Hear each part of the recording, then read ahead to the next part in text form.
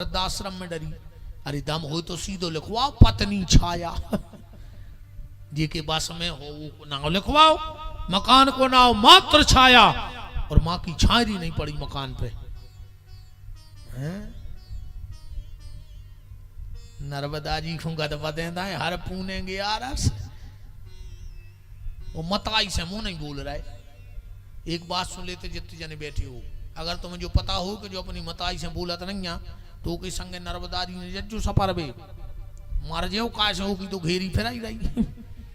वो तो कोनो न कोनो दिन ट्रक के नीचे है विपिन बिहारी को बाधा है, पर तुम संगे पिट जाओ कब को पिसी में तेलूला पिस जात हम कुछ जात बच जाए ऐसों के संग कब हमें पता भर हो कि जो मताई से नहीं बोले हम छिड़किया नहीं चढ़ो चाहे वो पापी जब मताई को नहीं भाव का होती यार,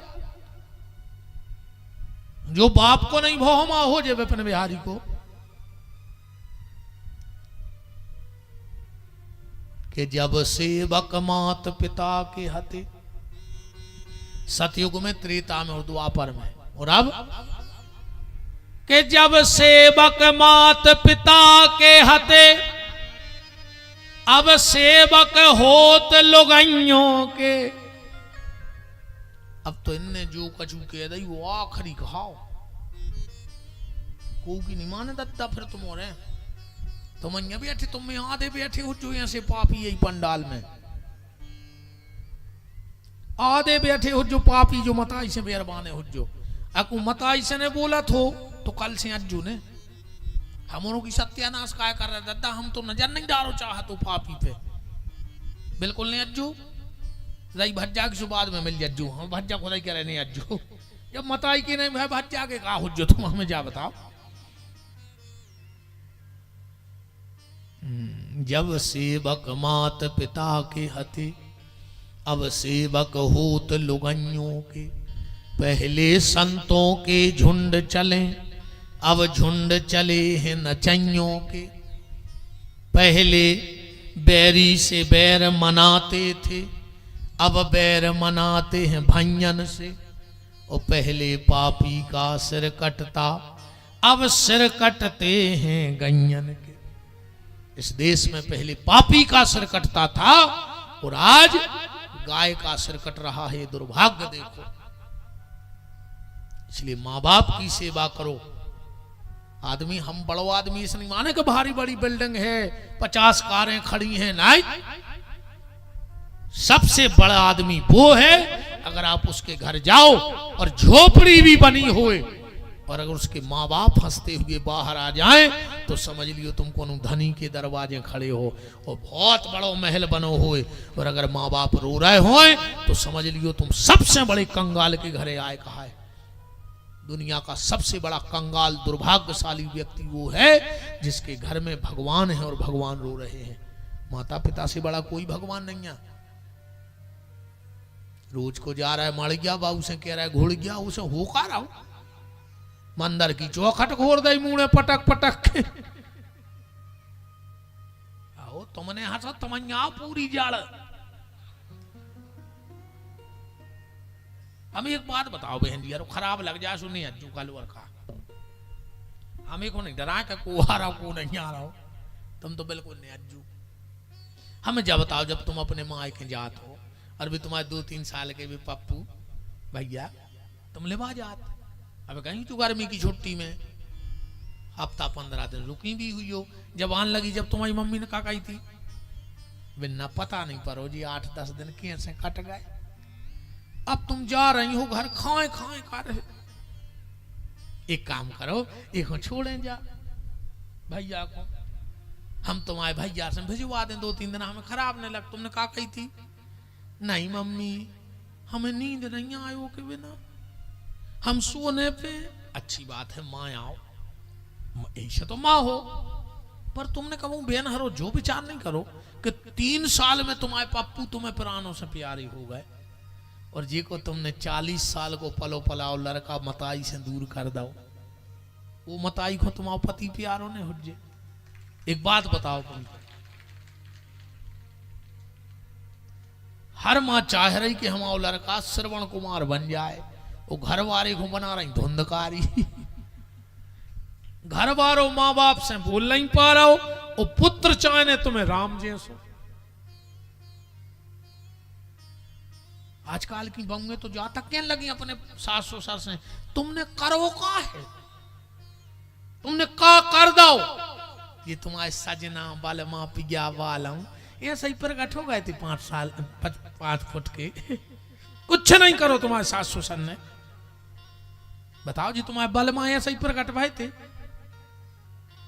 अरे राम राम राम। और हम तो कहते नर्मदा मैया तुरे पांव पर है।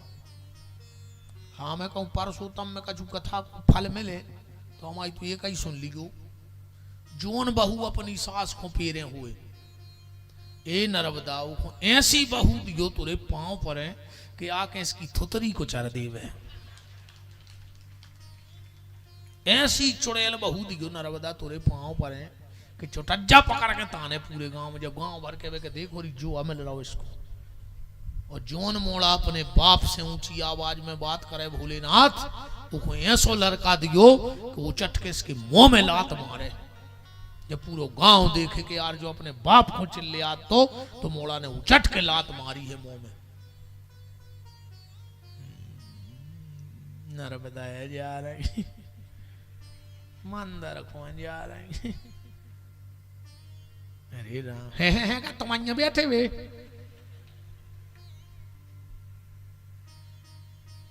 तुम खुदा ही ने हम का कहना है, हम गुस्सा तो बहुत आग थे हमें। अब ऐसे ही गर्मी चल रही, हम आदि तो खिसक गए हैं गर्मी में और सड़क जात, आदि तो पागल हम ठंडा ही में रहे, अब गर्मी में पूरे ही खिसक जात कुल मिला के। अच्छी माँ बाप की सेवा करो, माँ बाप को प्रणाम करो। अकेले तुमने से तो बाबों के पांव पर वाली भेंग करांगे हो, तुमने बाबों के पांव पर भी में इनसे कह दे बाबों के पांव पर ले। अरे आप भाई छोटा छोर छोर के वो घर वाले के पांव नहीं पड़ रही तुम। हमारी एक बात सुन ले बहन जी, हरो हमारे 5 दिन तक रुके हैं, तुमने जितने विद्वान को जाना था जो विपिन बिहारी ने जब बात कही है झूठी है कि साची है। सुहागन नारी को, सुहागन नारी के लिए पति को छोड़ के किसी और को छू के पांव ने पड़ो चज्जे, चाहे कितना बड़ो बाबा आ जाए, कितना बड़ो महाराज आ जाए, को आ जाए दुनिया को, सिर्फ पति के चरणों में हाथ रख के पांव पड़ना चाहिए। बाकी जिस संत महात्मा साधु संत गुरुजन को प्रणाम करना है तो 3 हाथ दूर जमीन पे सिर रख दो, तुम्हें प्रणाम का फल मिलेगा। तो घर वाले के पांव नहीं पड़ रही, अच्छा उठाओ हाथ को पांव पर उठा दे, एक जनी हाथ के हम परत है रोज पांव, ईमानदारी छुटा चु भगवान दिख रहे हैं, आधे हाथ नीचे हो गए। कम से कम बहन जी हरो तुम्हारे हाथ जोड़ रहा है, ये भैया की जई बात मान लियो, आज घरे जाके शाम को घर वाले के पांव पर लियो। वो भी चोट गया लेकर देख कि हम जग रहे के कब हम पाँव ने परती। और कल वो तुम्हें बिल्कुल मोटरसाइकिल से छोड़ गया है कि चली जा पान बेसरी सोने यहाँ 2 ही दिन में जब ते पाँव परन लगी है ना। पल्लीगु आज घरे जाकर पाँव पर हो, आज ही पल्लीगु ये भज्जा की इतनी बात तो मानेंगे जो वृंदावन बिहारी लाल की तो बात है सहनशीलता की, कि जिसको सहना आ गया उसको इस दुनिया में रहना आ गया। और आखिरी बात जो अर्जुन के घर में है वो है नकुल। नकुल माने नम्रता। इस जीवन में नम्रता लाओ, झुकाव होना चाहिए जीवन में, क्योंकि अकड़ना मुर्दे की पहचान है, जो झुक जाए वही इंसान है। हाँ अगर ऐसो नहीं है कि आदमी बेसो ही मरत, कछु कछु की आत्मा मर जात। अगर वो अकड़ के निगल लगो हो तो समझ लियो कि मर गाओ भीतर से, अकड़ गाओ माने मर गाओ। हाँ अगर अकड़ के चल रहा है तो समझ लेना कि वो मर गया है भीतर से, झुक के चल रहा है, क्योंकि नम्रता वो गुण है व्यक्ति का, वो गुण है व्यक्ति का कि उसको गुणवान। अच्छा एक बात और है, इस दुनिया में सबसे कठिन काम क्या है? इस दुनिया में सबसे कठिन काम क्या है? इस दुनिया में सबसे कठिन काम है सरल बनना।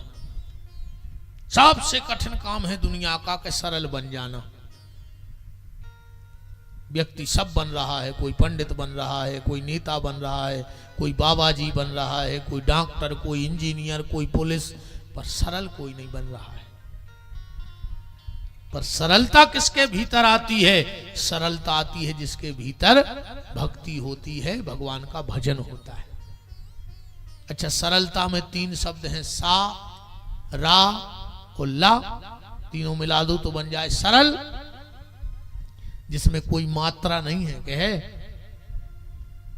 हमारे भीतर अहंकार की कोई मात्रा ना रहे तो तुम सरल हो। पर सरल कब बनोगे?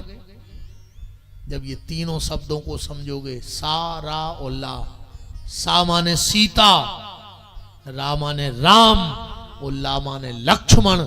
जब तीनों तुम्हारे हृदय में बैठ जाएंगे तो तुम्हारा जीवन अपने आप सरल हो जाएगा। और अगर भीतर राम लक्ष्मण जानकी नहीं है तो तुम्हारे भीतर में अहंकार। देखो क्या होता है, जैसे हम लोग बस में गए, अब बस अभी आध घंटे बाद छूटेगी स्टैंड से, तो हम नीचे उतर आए तो हम क्या करते हैं, उस पर रुमाल रखाते हैं। कोई बैग रख देता है, कोई रुमाल, कोई तौलिया, टॉवल। अच्छा, अब दूसरी सवारी आएगी और वो देखेगी कि बैग रखा है, तो तुम्हारा बैग फेंक के बैठ जाएगा क्या? नहीं उठाएगा, क्योंकि उसको पता है कि सीट रिजर्व है, कोई ना कोई पहले आ गया है। ऐसे ही इस मन रूपी सीट पे परमात्मा की कृपा का रुमाल बिछा दो, काम आएगा। देखेगा कि पहले से सीट बुक है तो वो अपने आप चला जाएगा, और अगर खाली सीट मिल गई तो काम आके बैठ जाएगा। तो अर्जुन के पास कितनी चीजें हैं? 5। धर्म माने दुष्टर, अपने जीवन में धर्म रखो। बल माने भीम, क्षमा माने द्रौपदी, सहनशीलता माने सहदेव, और नम्रता माने नकुल। जब ये इतनी चीजें आ जाएं अपने आप जीवन बन जाएगा। अब आज इस पूरी कथा का सार यहां से ले लो। सुबह सुबह दुर्योधन गया भगवान को युद्ध का न्योता देने। कुछ लोग पांडव की तरफ हो गए, कुछ कौरव की तरफ, भगवान किसी की तरफ नहीं है। तो दुर्योधन न्योता लेके गया, भगवान सो रहे थे। दुर्योधन सिराने बैठ गया, क्योंकि घमंडी है। वो घमंडी आदमी उठ भी बैठवे में बहुत सोचत कि हम उते बैठे तो को का सोच है, ते बैठे तो को का सोच है। हाँ, यह अहंकारी की पहचान है। जब वो ज्यादा विचार करने लगे उठवी बैठवी में, समझ लियो इसके भीतर बहुत ईगो है। थोड़ी देर में गए अर्जुन, सो अर्जुन बैठ गए वही पलंग पे चरणों में। बस सार समझ लियो कथा को, जो कथा तुमने सब जाना था। थोड़ी देर बाद भगवान उठे, सूट के ऐसे ही बैठ गए जैसे हम मंच पे बैठे हैं। तो पहली नजर किस पे पड़ेगी भगवान की? अर्जुन पे, क्योंकि वो पांव के पास बैठा है। भगवान बोले, अर्जुन तुम? अब पीछे बैठा है उसी पलंग पे दुर्योधन। दुर्योधन बोला, हम 2 घंटे पहले के आए। अच्छा, पीछे वाले से बात करनी मान के चलो, हमें तो हम कैसे करेंगे? और भैया कैसे हो? ऐसा ही गर्दन करके करें, फैसला होगा। अर्जुन पे कैसी नजर पड़ी भगवान की? सीधी। और दुर्योधन पे कैसी पड़ गई? तिरछी। अजय पे भगवान की तिरछी नजर पड़ जाए वो कौन युद्ध जीत सकत का? अर्जी पे भगवान की सीधी नजर पड़ जाए वो कौन युद्ध हार सकत का? आप उन्हें खुद बताओ। हम अपने व्यवहारिक जीवन में चर्चा करते, अरे यार बोले वो बहुत बढ़ रहा है भाई, अरे बोले भैया उन पे भगवान की सीधी नजर है। कहते कह लगे यार वो परिवार तो बर्बाद हो गया, अरे बोले भैया तिरछी नजरा हो गई भगवान की। कहते लोकाचार की भाषा में। तो निवेदन ये है कि 24 घंटे में एक बार मंदिर जाया करो। लोग कहें कहाँ जा रहे, अरे बोले भैया भगवान की नजर में सीधी नजर में बने रहे में। अब तुम मंदिर जे हो निकल होता ही हो, तो भगवान देखे सुबह ये तरफ निकल लगाओ और शाम को ये तरफ निकल लगाओ, तुम पे परा तरह तिरछी नजर सो मार जे हो। देखो गारंटी जानियो मार जाओ फिर कोई नहीं बचा पाए। हाँ। बहुत खतरनाक सिस्टम है रे भगवान को। ध्यान रखियो, ऐसे सीधी नजर में बने रहियो।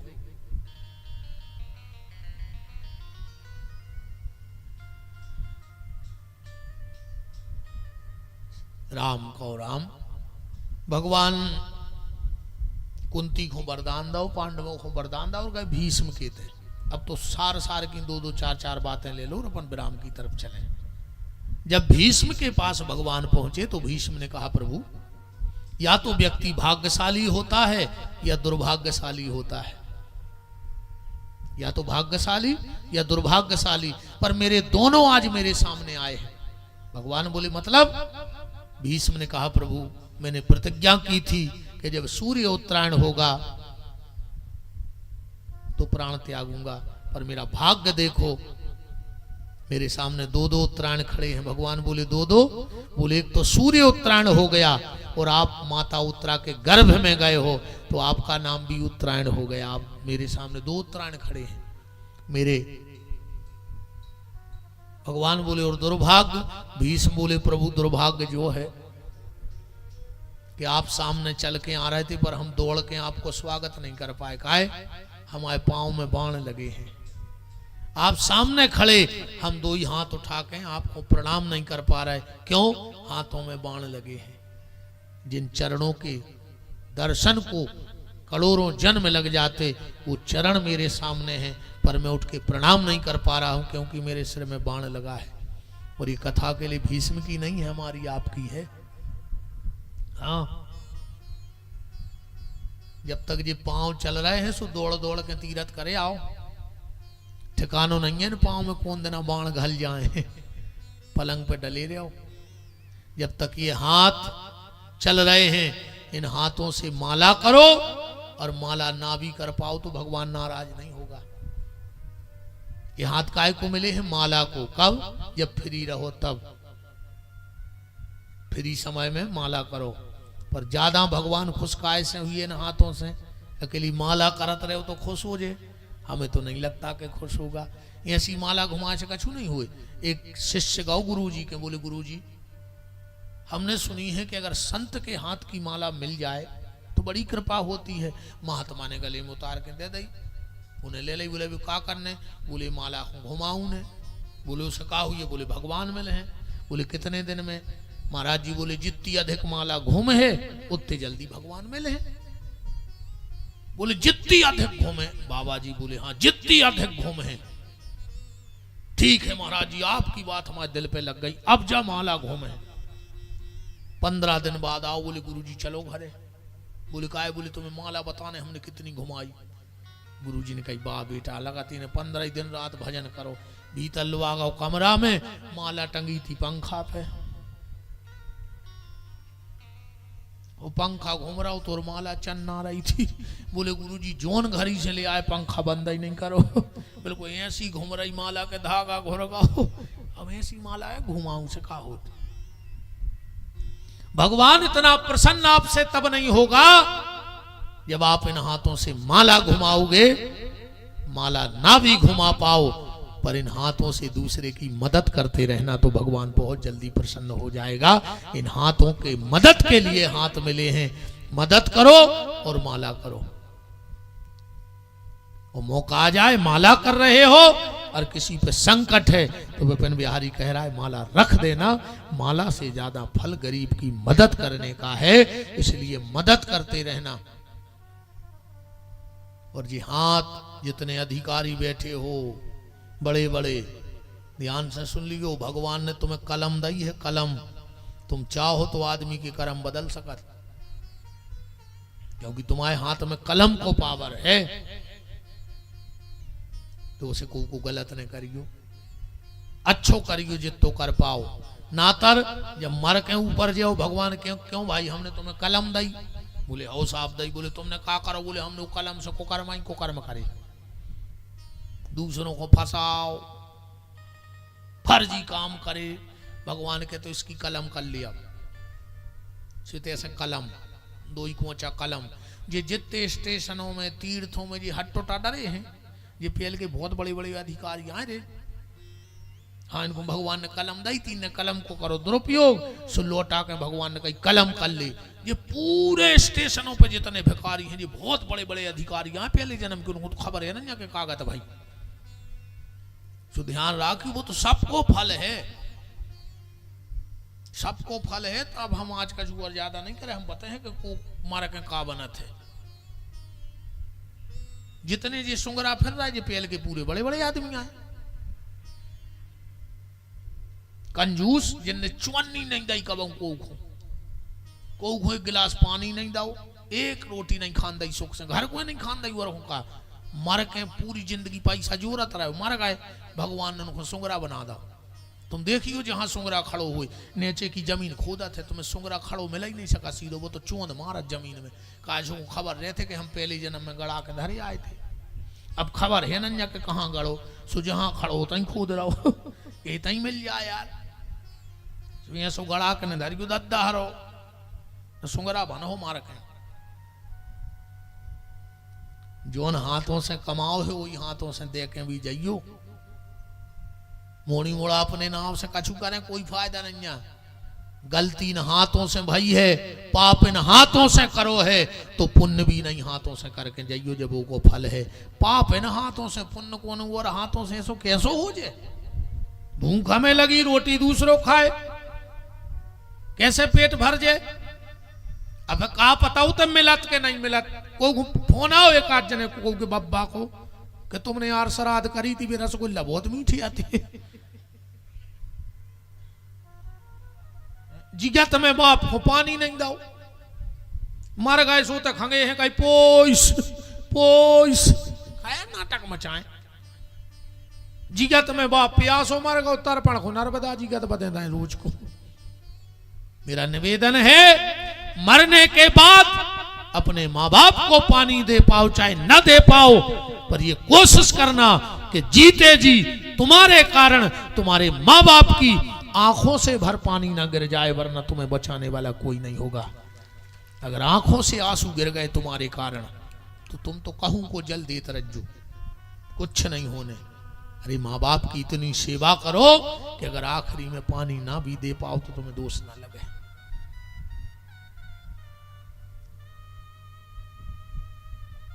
बाप को सुख से नहीं खान दाओ, मर गए सो तेरह में जे रसगुल्ला बने, जितने दारू गाहते हुए पूरे बैठ के खा रहे है। बाप होते हो रो रहा के कहा रे पापी हमें खान नहीं दाओ। और तेरह में जे रसगुल्ला, आजकल तो आदमी बफर करवान लगो रे तेरह में। अब हम कल बताए कि क्या आए बफर 13वीं में, मर जे हो सत्यानाश हो जे तुम्हारी।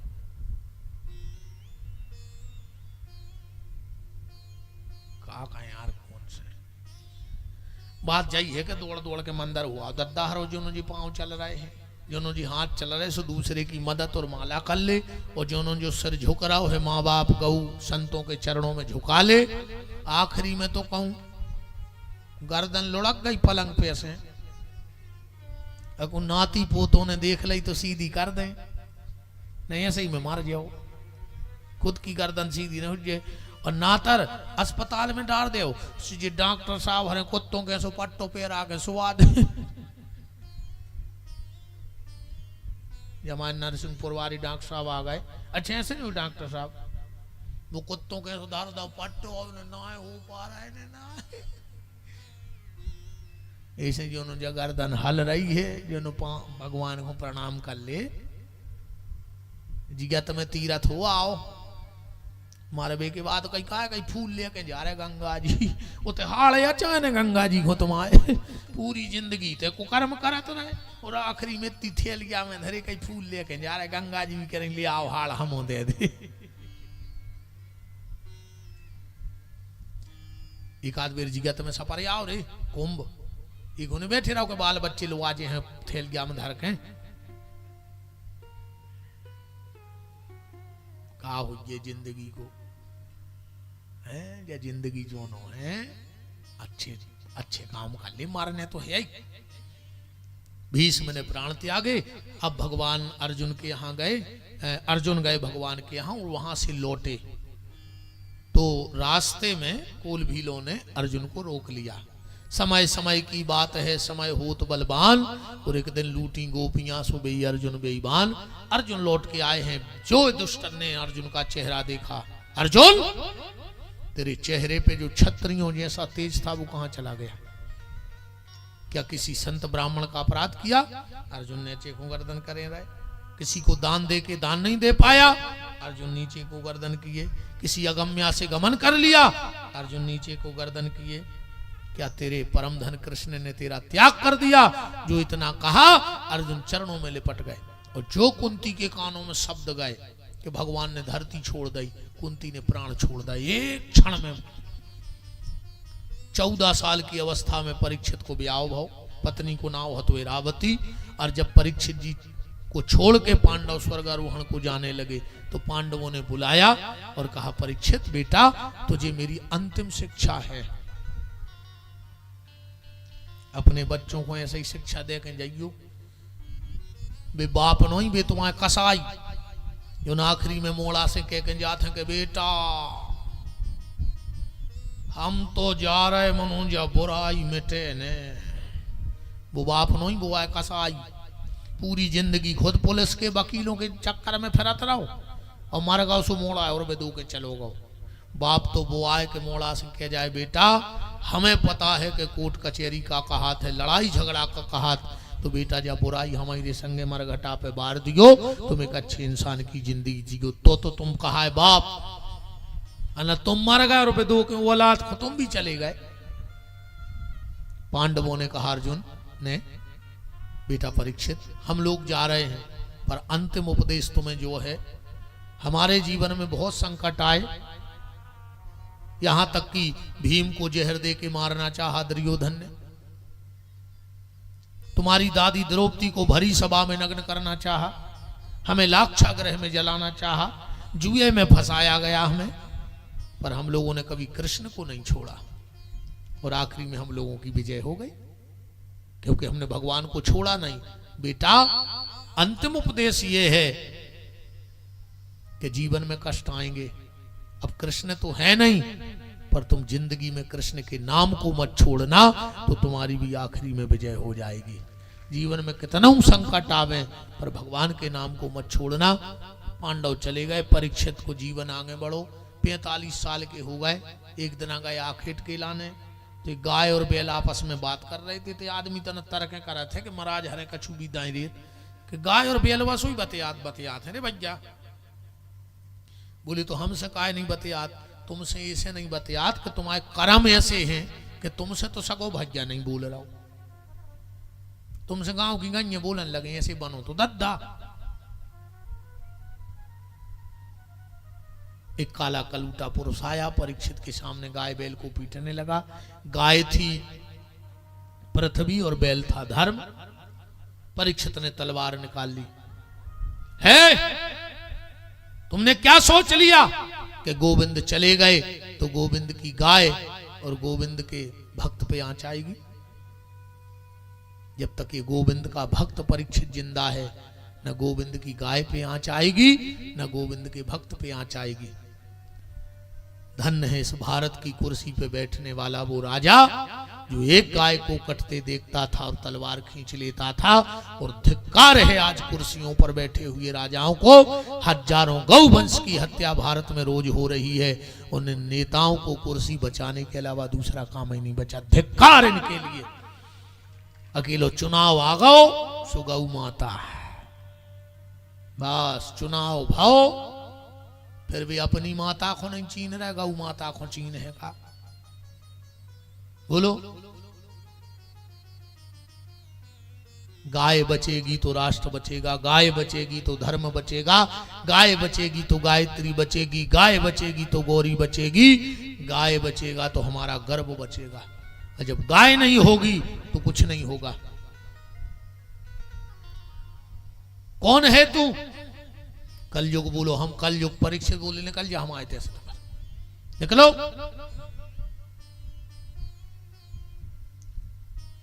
कलयुग बोलो के 7 दीप 9 खंड उदय अस्तलों राज, हम जाएं कहां? परीक्षित जी बोले तो जा बताओ तुम में गुण कितने हैं, अब गुण कितने हैं? परीक्षित के प्रश्न पर कलयुग बोला कि महाराज गुण और अब गुण पूछ रहे हो, तो अब गुणों की तो है हम थूक व्यापारी। तुम्हारी जिंदगी ने कर जे पर हम आया गुण ने गिन पे, पर गुण हम में एक ही है, कौन सो?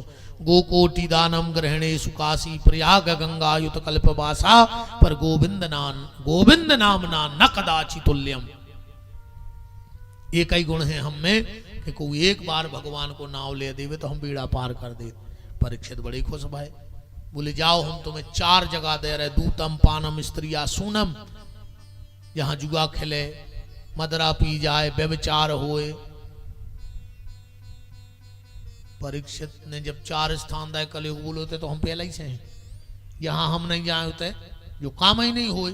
एक अच्छा सो कमरा दे दे, कहूं मेहमान आए तो बैठक रूम बना लें। बोले जाओ तुम्हें हम स्वर्ण में बास देते हैं, सोने में बास दे दो। उस समय जरासंध को जीतो मुकुट परीक्षित लगाए थे, वो में बैठ गो। गुण अवगुण की बात आई, अंतिम बात है अब, और फिर अपन आरती करिए।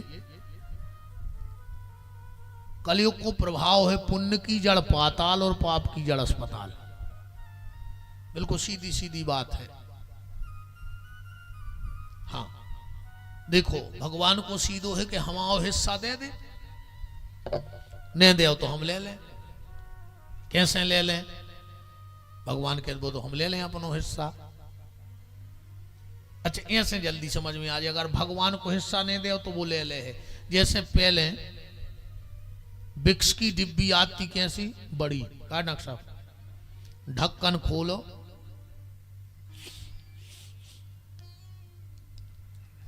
अपने आप ने करे आती, ज्यादा मेहनत नहीं करने पड़ती। अब आने लगी है ट्यूब में। अब मैं सुंगारी के डाल के नहीं निकाल सका, ट्यूब में से डाल ले।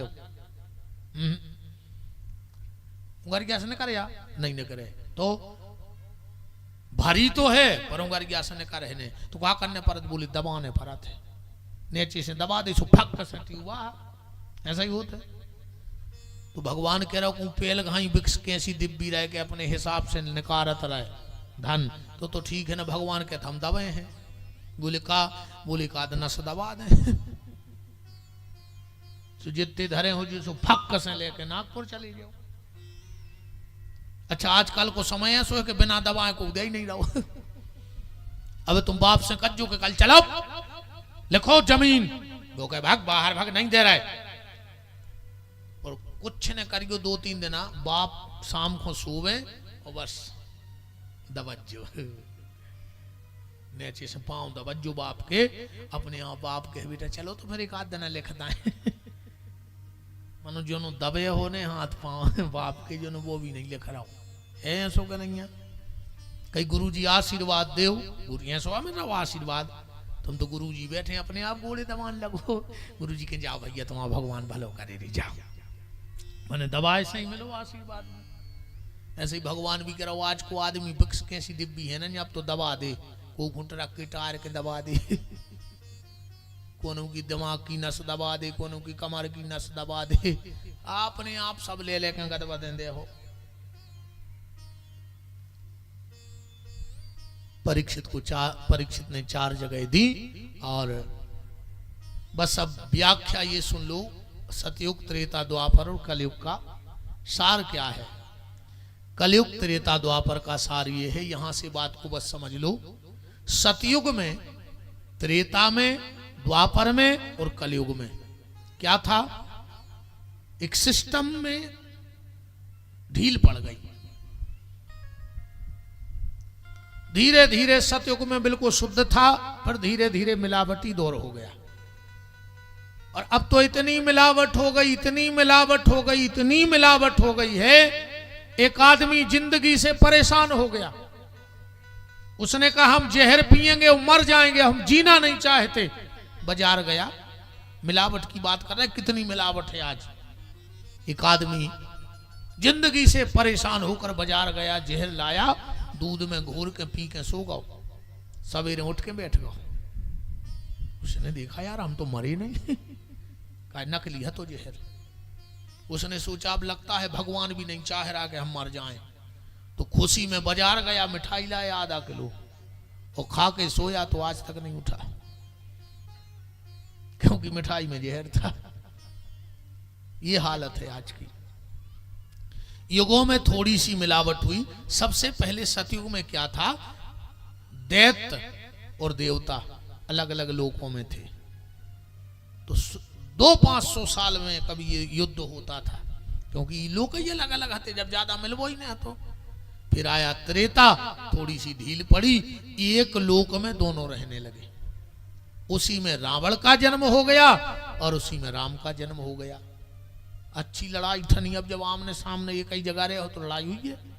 फिर आया द्वापर, थोड़ी और ढील हो गई, एक ही घर में दो ही पैदा हो गए। उसी में दुर्योधन, उसी में दुष्ट, एक ही घर में आए ना दो ही, महाभारत ही करवा दो। और कलयुग में एक ही शरीर में दोनों हैं। इसी में देवता बैठे हैं और इसी में राक्षस बैठे हैं। अब जागृत कौन है ये तुम्हें पता है, किसकी गुणवत्ता ज्यादा है तुम्हारे शरीर में, राक्षसों की कि देवताओं की? अच्छा, राक्षस कौन है? जैसे सतयुग में जो राक्षस हुआ उसका नाम था हिरण्यकश्यपु, 5 शब्द का राक्षस था। फिर आया त्रेता, उसमें 3 शब्द का राक्षस हुआ जिसका नाम था रावण। फिर आया द्वापर, उसमें 2 शब्द का राक्षस हुआ जिसका नाम था कंस। वो कलयुग का राक्षस कौन है? 1 शब्द का है। मिला है आप लोगों को कभी? 1 शब्द का राक्षस है कलयुग में, उसका नाम है मैं। जिसके भीतर ये बात आ गई कि मैं, समझ लियो जो ही राक्षस आए कलयुग को। वृंदावन बिहारी लाल की जय। ये मैं शब्द जब भीतर बैठ जाता है तो व्यक्ति की वृत्ति राक्षसों जैसी हो जाती है। वो धर्म अधर्म को भूल जाता है, पाप पुण्य को भूल जाता है, क्योंकि उसे पर कुछ दिखता नहीं। मैं, पर इस मैं को छोड़कर तू ईश्वर, तू सब कुछ है। कि मेरा मेरा किया उम्र भर, कुछ भी तेरा नहीं। सच्चे नाम के मोती चुन ले, बांध ले अपनी गठरी। ऐसी चीज चुनो जो संगे जाए। भरोसा दुनिया में का ले जाओ। अगर तुम कहो कि हमारी घर की नारी संग दे है, तो आखिरी में तो हाथ की नारी भी संग छोड़ दे। छोड़े डॉक्टर साहब के नहीं छोड़े? डॉक्टर साहब खुद ही कहते हैं कि नारी नहीं मिल रही, नारी बतो गई। जब शरीर की नारी ने संग छोड़ दो तो घर की नारी का संग दे। कि सच्चे नाम के मोती चुन ले, बांध ले अपनी गठरी। कोई ठगी न लूटे। और फिर मैं से फुर्सत मिल जाए। ये बकरों हाई कर रहा हूं मैं पता नहीं है कौन दिन धरे जाओ। ये मैं छोड़ दो कि मैं से फुर्सत मिल जाए तो भजन करो, तो भजन करो, तो भजन करो, तो भजन करो। जब चिंता कोई सताए, कोई राह नजर ना आए, जब व्याकुल मन घबराए, तो भजन करो, तो भजन करो, तो भजन करो, तो भजन करो।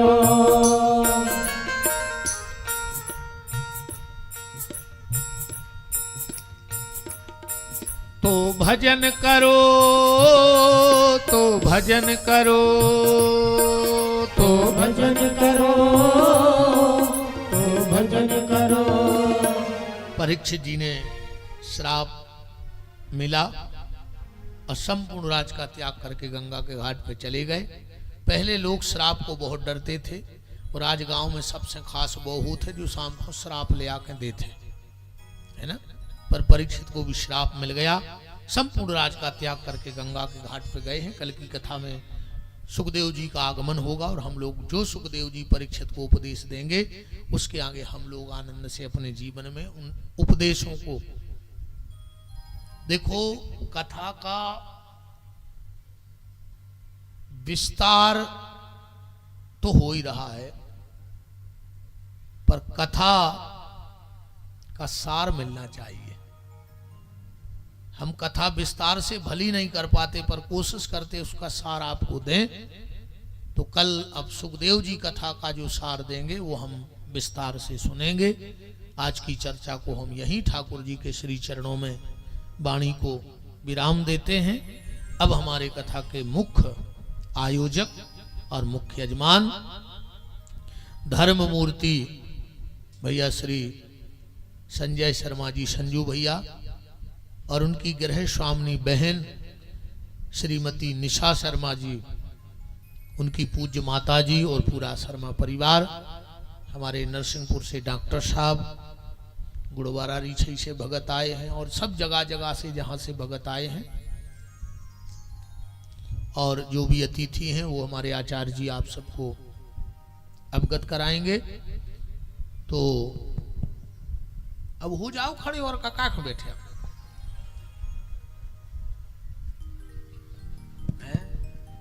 बताओ। तो जब तक खोल दो हाथ, बोल दो हमारे साथ। इसके बाद अतिथियों को मंच पे हमारे शास्त्री जी आमंत्रित करेंगे कि जिनका रखवाला है राम, उनका कौन बिगाड़े काम। जिनका रखवाला है राम, उनका कौन बिगाड़े काम।